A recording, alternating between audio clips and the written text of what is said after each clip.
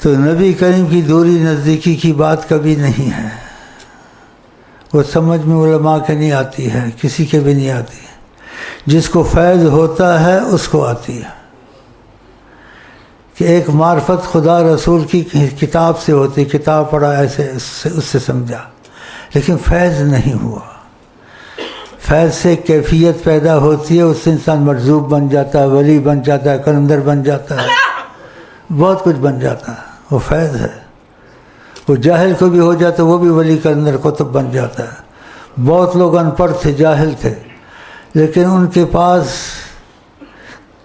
فیض کی صورت تھی، کتاب کی صورت میں علم نہیں تھا۔ وہ تو سب کو آ جاتا ہے کہ منٹ میں کتاب پڑھ۔ فیض کی صورت میں مشکل ہوتا ہے برداشت کرنا۔ فیض کی صورت میں جو فیض اترا تو طور پر موسیٰ السلام بے ہوش ہو گئے، پہاڑ ٹوٹ گیا، دیکھا فیض تھا، بات نہیں تھی۔